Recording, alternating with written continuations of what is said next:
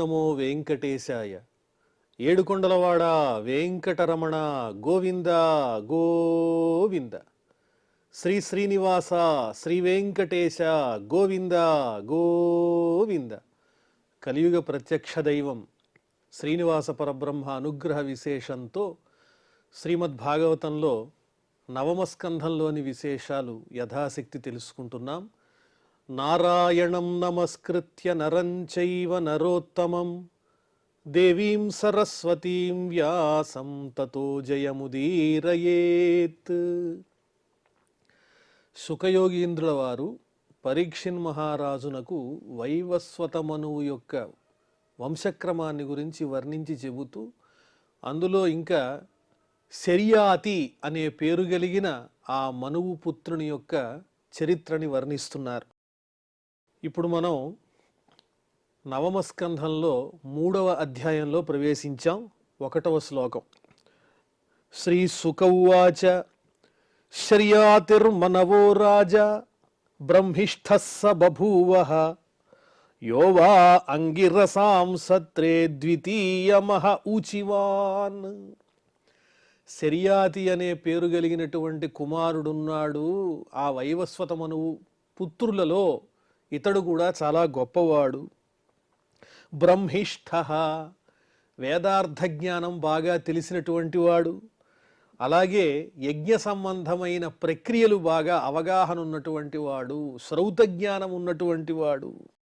యోవా అంగిరసాం సత్రే, అంగిరస వంశీయులు చేసేటువంటి సత్రయాగంలో 2వ రోజు చేయదగినటువంటి కర్మల మీద చక్కటి అవగాహనతో కూడిన విషయాన్ని వివరించి చెప్పినటువంటి వాడు ఈ శర్యాతి మహారాజు.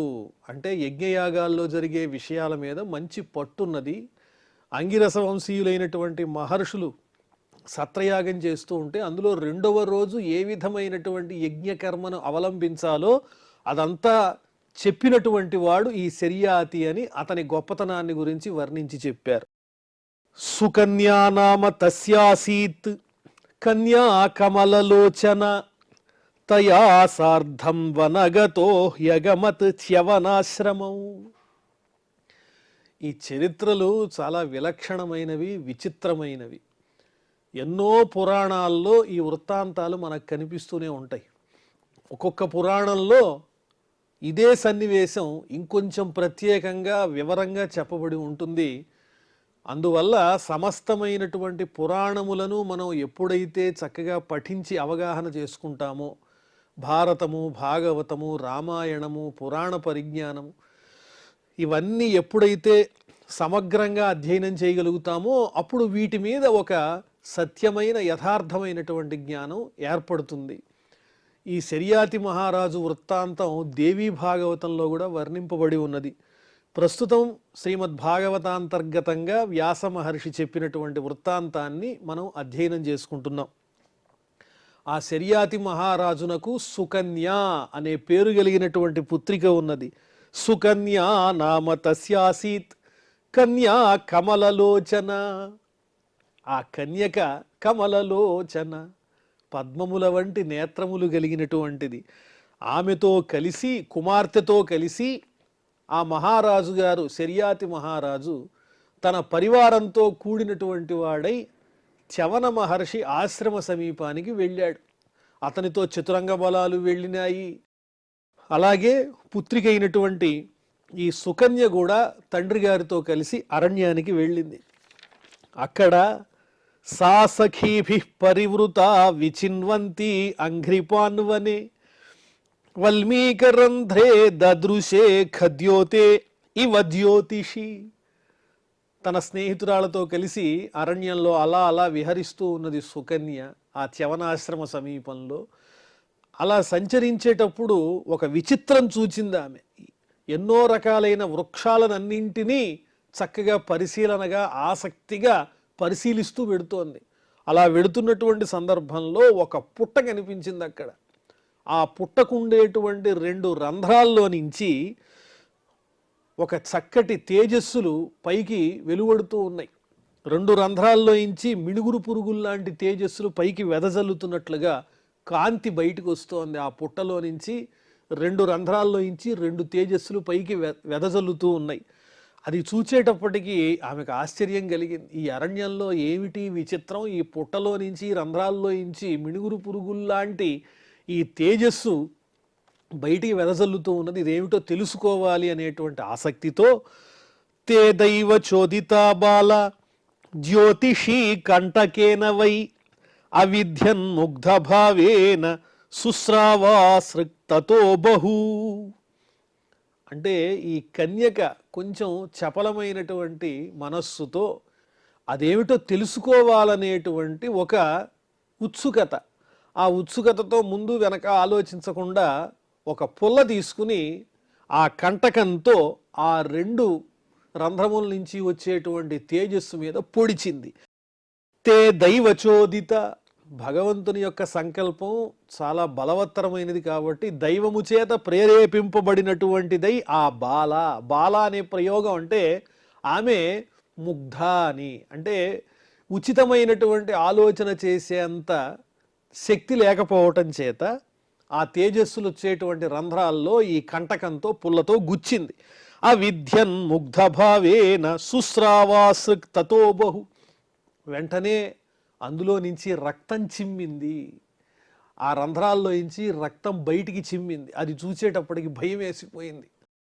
శకృన్మూత్ర నిరోధోభూత్ సైనికానాంచ తత్క్షణాత్ రాజర్షిస్తముపాలక్ష్య పురుషాన్ విస్మితో బ్రవీత్.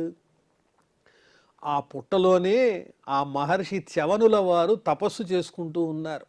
ఆ రంధ్రాల్లో నుంచి వచ్చేటువంటి తేజస్సు ఏదైతే ఉందో అది వారి నేత్రముల నుంచి వచ్చేటువంటి తేజస్సు. అది తెలియక ఈ సుకన్య ఆ పుల్లతో పొడిచేటప్పటికి రక్తం బయటికి చిమ్ముతూ ఉన్నది.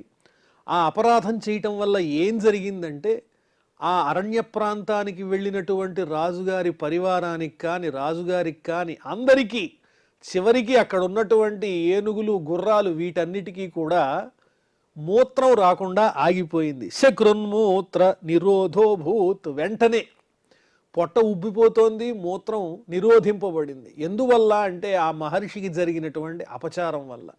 వెంటనే మహారాజు బుద్ధిమంతుడు కాబట్టి శర్యాతి మహారాజు బాగా ఆలోచన చేశాడు.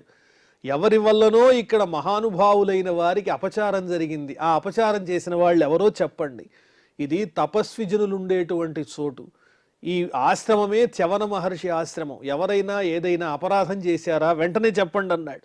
రాజర్షి తముపాలక్ష్య పురుషాన్ విస్మితో బ్రవీత్. తన సైనికులను పరివారాన్ని అందరినీ నిలబెట్టి అడుగుతున్నాడు, ఎవరేం చేశారు ఇక్కడ? ఈ మూత్రము నిరోధింపబడటానికి కారణం ఏమిటంటే మహాపురుషుల పట్ల మనం ఏదో అపచారం చేశాం, అదేమిటో చెప్పండి అన్నాడు. అప్యభద్రం నయుష్మాభి భార్గవస్య విచేష్టితం వ్యక్తం కేనాపి నస్తస్య కృతమాశ్రమ దూషణం. మీలో ఎవరి చేతనో ఇక్కడ తపస్సాచరించేటువంటి చ్యవన మహర్షుల వారికి భృగువంశానికి చెందినటువంటి ఆ చ్యవన మహర్షికి అపచారం చేయబడింది. ఆ అపచారం చేయటం చేతనే మనకి ఆపద వచ్చి పడింది. వ్యక్తం కేనాపి నస్తస్య. ఈ ఆశ్రమానికి ఎవరో అపచారం చేశారు. పవిత్రమైనటువంటి ప్రదేశంలో చేయకూడని పని ఎవరో చేశారు. అందువల్లనే ఈ విధమైనటువంటి వింత పరిస్థితి ఏర్పడింది, విపరీతం ఏర్పడింది. పుణ్యమైనటువంటి చోట పవిత్రమైనటువంటి స్థలాల్లో శుచిగా ఉండాలి, శుభ్రంగా ఉండాలి, అదేవిధంగా మంచి ఆలోచనలతో ఉండాలి. అలా ఉంటే గనక పుణ్యం లభిస్తుంది. అపచారం చేస్తే దానివల్ల పాపం వస్తుంది. ఆ పాపం ఇలాంటి విపరీతాలకి పరిణమిస్తుంది. అందువల్ల ఇక్కడ ఆశ్రమంలో ఎవరో ఆ మహర్షికి అపచారం చేశారు, చ్యవన మహర్షికి. అందువల్లనే మనందరికీ కష్టం వచ్చిందని చెబుతున్నాడు శర్యాతి మహారాజ్. సుకన్యాప్రాహ పితరం భీతా కించిత్ కృతం మయ ద్వే జ్యోతిషీ అజానంత్యా నిర్భిన్నే కంటకేన వై. భయపడుతూ ఆ సుకన్య ముందుకు వచ్చింది. నాన్నగారు, నాదో విన్నపం. ఏం జరిగిందమ్మా?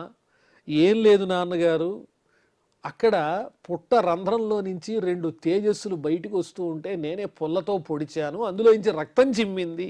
ద్వే జ్యోతిషి అజానంత్య నిర్భిన్నే కంటకేన వై. అందులో నేనే పొడిచాను పుట్టలో అని చెప్పేసి. దుహితుః తద్వచ శ్రుత్వా శర్యాతిర్జాత సాధ్వసః మునిం ప్రసాదయామాస వల్మీకాంతర్హితం శనైః. కుమార్తె సుకన్య ఇలా చెప్పంగానే మహారాజు గారికి విపరీతమైన భయం వేసింది. అయ్య బాబోయ్, ఆ మహర్షికి అపచారం జరిగింది, చవన మహర్షికి. దానివల్ల ఆ మహర్షి కోపించినట్లయితే శపిస్తాడేమో, ఇంకా దారుణమైన విపరీతాలు జరుగుతాయని భయపడి వెంటనే ఆ ముని దగ్గరకు వెళ్ళి ఆయన ఆ పుట్టలో నుంచి బయటికి తీసుకువచ్చి, అయ్యా మా వల్ల అపచారం జరిగిపోయింది, మీరే రక్షించాలి, తెలిసి తెలియక నా కుమార్తె చేసిన అపచారం ఇది అని ఆ వల్మీకం లోపలున్నటువంటి మహర్షిని బయటికి తీసుకువచ్చి ప్రార్థన చేశాడు. తదభిప్రాయమాజ్ఞాయ ప్రాదాద్దుహితరం మునేః కృచ్ఛ్రాన్ముక్తస్తమామంత్ర్య పురం ప్రాయాత్ సమాహితః. ఆ మహర్షి యొక్క అభిప్రాయం ఏమిటంటే, మరి నాకు ఈ విధమైన అపచారం జరిగింది, ఇంకా నా పనులు నేను చేసుకోలేను, అందువల్ల నీ కుమార్తెను నాకిచ్చి వివాహం చేయమని అడిగాడు ఆ మహర్షి. ఇది ఎంతో విలక్షణమైనటువంటి విషయం. ఇందులో దైవ సంకల్పం ఏమున్నదో ఆ మహర్షి అభిప్రాయం తెలుసుకోగానే ముందు మహారాజు శర్యాతి కంగారు పడ్డాడు. కానీ జరిగినటువంటి అపచారానికి ఇదే తగినటువంటి ప్రతిక్రియ అనుకున్నాడు. కుమార్తె కూడా అంగీకరించింది. ఆ సుకన్యను ఆ చవన మహర్షికిచ్చి వివాహం చేశాడు. కృచ్ఛ్రాన్ముక్తస్తమామంత్ర్య పురం ప్రాయాత్ సమాహితః. ఈ రకంగా రాబోయేటువంటి ఆపద నుంచి బయటపడ్డాడు మహారాజు. రాజు అంటే ఒక కుమార్తెకు తండ్రి కావచ్చు, కానీ అలాగే కన్నబిడ్డల్లాగా ప్రజలందరినీ రక్షించాల్సినటువంటి వాడు కదా. మహర్షికి కోపం వచ్చి ఆయన శపించాడంటే ఆ శాపం ఎంత బలవత్తరంగా ఉంటుందో తెలియదు, రాజ్యానికే ఆపద కలగచ్చు. కాబట్టి ఆ మహర్షి కోరిన విధంగా తన కుమార్తెనిచ్చి వివాహం చేసి పెద్ద ఆపద నుంచి తన రాజ్యాన్ని, ప్రజలను, అనుచరులను అందరినీ కాపాడుకుని పురం ప్రాయాత్ సమాహితః, తన నగరానికి వెళ్ళిపోయాడు క్షేమంగా ఆ శర్యాతి మహారాజు. సుకన్యాచ్యవనం ప్రాప్య పతిం పరమకోపనం ప్రీణయామాస చిత్తజ్ఞ అప్రవృత్తానువృత్తిభిః. ఈ సుకన్య కూడా వృద్ధుడైనటువంటి తన పతి చవన మహర్షి ఆయన్ని జాగ్రత్తగా సేవించింది. ఈమెమో బాల ముగ్ధ అని వర్ణిస్తున్నారు. ఆ మహర్షి ఏమో వృద్ధుడైనటువంటి పతిని ఏమాత్రము అశ్రద్ధ వహించకుండా జాగ్రత్తగా ఆయనకి ఏం కావాలో అన్ని విధాలా పరిచర్యలు చేస్తూ ఉన్నది. అసలే ఆయన కోపం కలిగినటువంటి వాడు, భార్గవుడు, ఆయన భృగువంశీయుడు. ఆయనకి కోపం వస్తూ ఉంటుంది అప్పుడప్పుడు.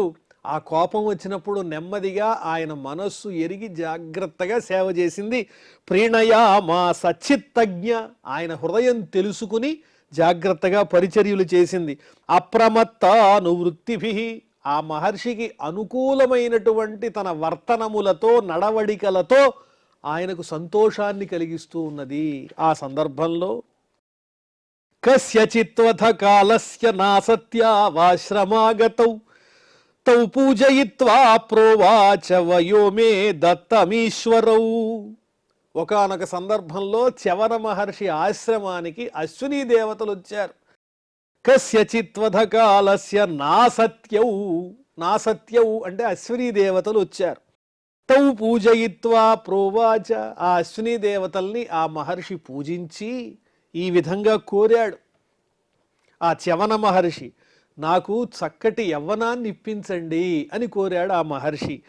గ్రహం గ్రహీష్యే సోమస్య యజ్ఞే వామప్యసోమపోః క్రియతాం మే వయోరూపం ప్రమదానాం యదీప్సితం. మరి నాకు మీరు తగినటువంటి యవ్వనాన్ని ఇచ్చినట్లయితే నేను మీకేం చేస్తానని అడుగుతారా ఓ అశ్విని దేవతలారా? మీకు కావలసింది నేను చేస్తా. ఏం కావాలి అశ్విని దేవతలకు? వాళ్ళు దేవ వైద్యులు. అశ్విని దేవతలంటే వాళ్లకు యజ్ఞంలో సోమరసాన్ని స్వీకరించేటువంటి అర్హత లేదు అని దేవేంద్రుడు వాళ్ళని దూరంగా పెట్టాడు. యజ్ఞభాగాలు స్వీకరించేటువంటి అర్హత దేవవైద్యులైనటువంటి అశ్విని దేవతలారా మీకు లేదు అని ఆ యజ్ఞంలో ఉండేటువంటి సోమరసాన్ని దేవతలంతా పుచ్చుకుంటున్నారు, కానీ వైద్యులు అనేటువంటి పేరిట అశ్విని దేవతలకి దక్కకుండా చేస్తున్నారు. కానీ ఇక మీద ఆ సోమరసాన్ని పానం చేసేటువంటి అర్హతను యోగ్యతను నేను కలిగిస్తాను అని ఆ మహర్షి చ్యవనుల వారు అశ్విని దేవతలకు మాట ఇచ్చారు. ఎప్పుడైతే ఆ మహర్షి మాట ఇచ్చారో వాళ్ళు సంతోషంగా చ్యవన మహర్షికి మళ్ళీ యవ్వనాన్ని ఇవ్వటానికి అంగీకరించారు. క్రియతామ్మే వయో రూపం ప్రమదానాం యదీప్సితం. స్త్రీలందరికీ చూడంగానే ఆనందాన్ని కలిగించేటువంటి చక్కని సుందరమైన అందమైన రూపం ఏదైతే ఉంటుందో ఆ రూపం నాకు కావాలి, యవ్వనం నాకు కావాలి అని కోరుకున్నారు ఆ మహర్షి. ఎందువల్లంటే సుకన్య భార్య పడేటువంటి అవస్థను ఆయన గమనిస్తున్నాడు. పైకి కఠినంగా ఉన్నా ఆయన లోపల అయ్యో ఈమెమో యవ్వనవతి, నేనేమో వృద్ధుణ్ణైపోయాను అనేటువంటి ఆలోచన ఆయనకున్నది. అందువల్లనే సుకన్య యొక్క ఆనందం కోసం తాను యవ్వనాన్ని పొందాలి అనుకున్నాడు. అనుకోకుండా ఆ అశ్విని దేవతలు రావటం, వారిని కోరటం జరిగింది. బాఢమిత్యూ చతుర్విప్రం అభినన్యభిషక్తమౌ నిమజ్జతాం భవానస్మిన్ హరదే సిద్ధ వినిర్మితే. సరే ఓ మహర్షి, మీరు కోరిన విధంగానే మేం చేస్తాము అని ఆ మహర్షిని అభినందించారు వాళ్ళిద్దరూ. ఎందువల్లంటే యజ్ఞభాగాలు వస్తున్నాయంటే మరి ఆనందించకుండా ఎలా ఉంటారు? ఈ మహర్షికి యవ్వనాన్ని ఇప్పించి వాళ్ళు యజ్ఞభాగాలు సోమరసాన్ని స్వీకరించాలని వాళ్ళ కోరిక. ఇదిగో మహర్షి, ఇక్కడ ఓషధులతో రసాయనములతో నిర్మితమైన చక్కటి సరస్సు ఉన్నది. ఈ సరస్సులో మీరు మునిగితే గనక మీకు యవ్వనం వస్తుందని చెప్పి అక్కడ ఒక సరస్సుని చూపించారు. నిమజ్జతాం భవానస్మిన్ హరదే సిద్ధ వినిర్మితే. సిద్ధుల చేత నిర్మించబడినది, సిద్ధ రసముల చేత నిర్మించబడినటువంటి ఈ సరస్సులో మీరు ఒక్కసారి మునక వేశారంటే మీ వృద్ధాప్యం పోయి మీకు యవ్వనం వస్తుందని చెప్పారు చ్యవన మహర్షికి ఆ ఇద్దరు దేవతలు. ఇత్యుక్త్వా జరయాగ్రస్త దేహో ధమని సంతతః హ్రదం ప్రవేశితోశ్విభ్యాం వలీపలిత విప్రియః. వృద్ధాప్యంలో ఉన్నాడు ఆ మహర్షి చ్యవనుల వారు. శరీరం అంతా ముడతలు పడిపోయింది, ఎక్కడ చూచినా నరాలే కనిపిస్తున్నాయి, నరాలతో నిండి ఉన్నది. అటువంటి ఆ మహర్షి అశ్విని దేవతలు చూపించినటువంటి ఆ రసాయనాలతో కూడిన సరస్సులో మునగడానికి సిద్ధపడ్డాడు తెల్ల జుట్టుతో ఉన్నటువంటి ఆ ముదుసలి అయినటువంటి మహర్షి. ఇత్యుక్త్వా జరయాగ్రస్త దేహో ధమని సంతతః హ్రదం ప్రవేశితోశ్విభ్యాం. ఆ అశ్విని దేవతలే జాగ్రత్తగా ఆయన్ని తీసుకుని వెళ్ళి ఆ సరస్సులో చక్కగా ముంచారు. పురుషాస్త్రయ ఉత్తస్థు అపీత్యా వనితా ప్రియా పద్మస్రజ కుండలిన తుల్యరూపా సువాససః. ఆ మహర్షి అశ్విని దేవతల సహాయంతో ఎప్పుడైతే ఆ సరస్సులో మునిగి లేచాడో వెంటనే అందులో నుంచి 3 యువకులు బయటికి కనిపిస్తూ ఉన్నారు. ఆ 3 యువకులు ఒకే రూపంలో ఉన్నారు, ఒకే వయస్సులో ఉన్నారు. ఏమాత్రమూ వాళ్ళ దేహాల్లో మార్పు లేదు. అందరూ నవయువకులే 3 కూడా. వాళ్ళు ఎంతో సుందరంగా ఉన్నారు. వాళ్ళని చూచినట్లయితే స్త్రీలకు ఆహా ఎంత అందంగా ఉన్నారు అని వెంటనే మనస్సులో అనిపించేంత సుందరంగా ఉన్నారు. వాళ్ళ కంఠములలో పద్మస్రజ కుండలిన, పద్మములతో చేయబడిన పుష్పమాలలు ధరించారు. కుండలిన, చక్కని కుండలాలు పెట్టుకుని ఉన్నారు. తుల్య రూపా, ఒకే రూపంతో ఉన్నారు. సువాసస, చక్కటి వస్త్రాలు ధరించున్నారు. మరి ఈ 3లో ఒకరే మహర్షి, చ్యవన మహర్షి. వారెవరో తెలుసుకోవాలి.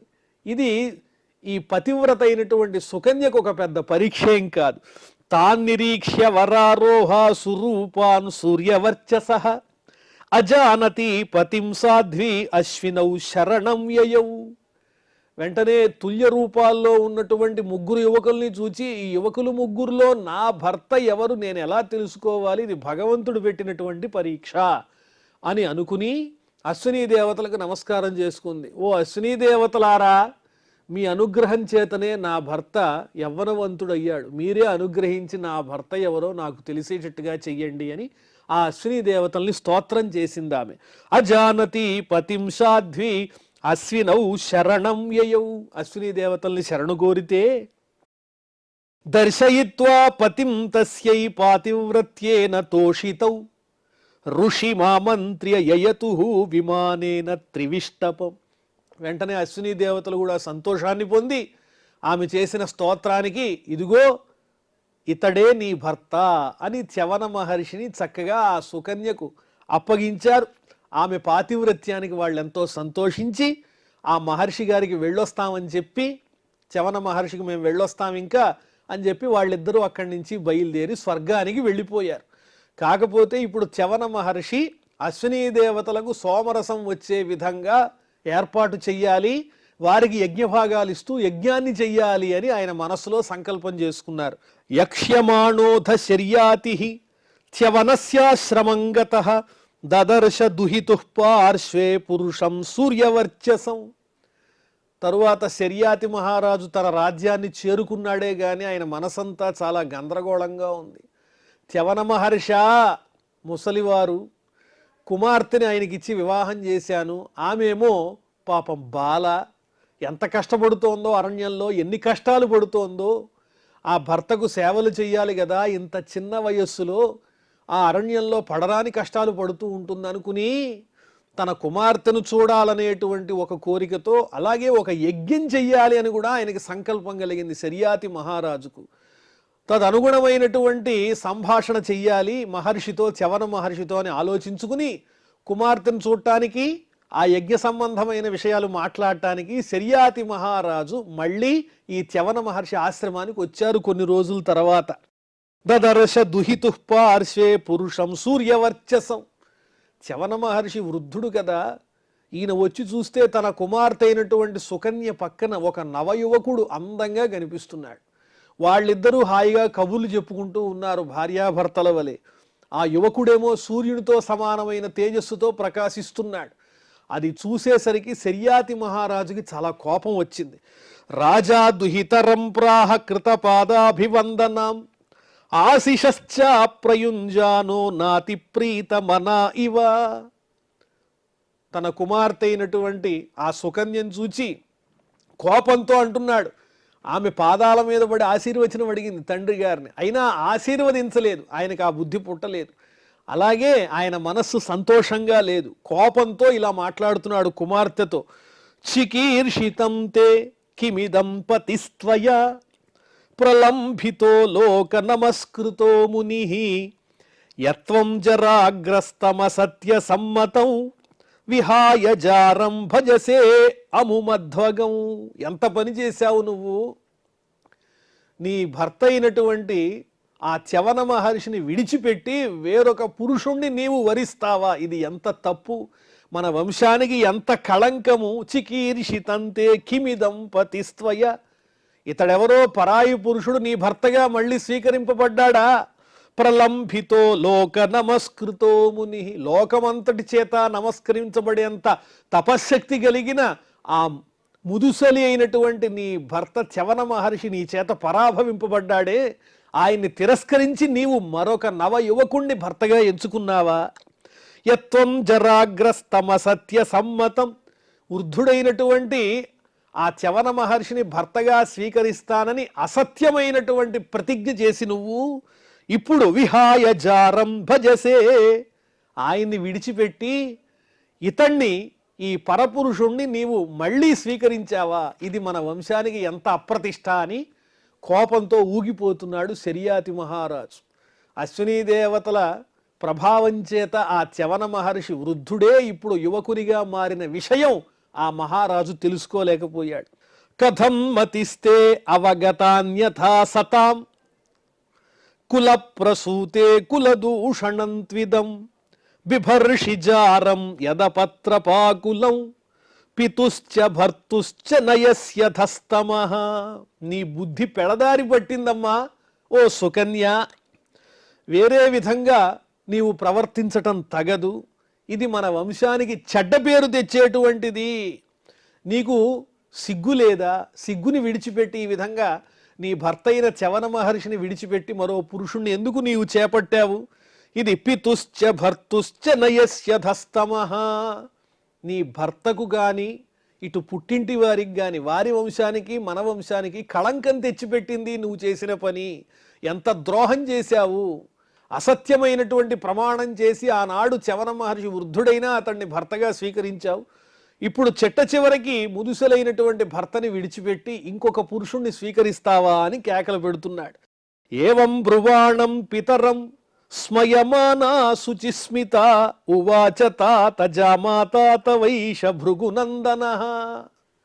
ఆయన అలా కోపడుతూ ఉంటే కుమార్తె సుకన్య నవ్వుతూ చిరునవ్వులు చిందిస్తూ ఇలా అంటూ, నాన్నగారు మీరు సరిగ్గా గమనించలేదా, ఈ నవ యువకుడే మీ అల్లుడు జామాత, ఆ చవన మహర్షి ఈయనే అని జరిగిన విషయం అంతా కూడా తండ్రికి తెలియజేసింది. మరి ఆ తర్వాత ఏం జరిగిందో మనం మళ్ళీ తెలుసుకుందాం. ప్రస్తుతం క్షమాప్రార్థనాదులతో ఈ కార్యక్రమాన్ని పరిసమాప్తం చేద్దాం. అథ క్షమాప్రార్థన. యదక్షరపదభ్రష్టం మాత్రాహీనంచ యద్భవేత్ తత్సర్వం క్షమ్యతాం దేవ నారాయణ నమోస్తుతే. శ్రియఃకాంతాయ కళ్యాణ నిధయే నిధయేర్థినాం శ్రీవేంకట నివాసాయ శ్రీనివాసాయ మంగళం.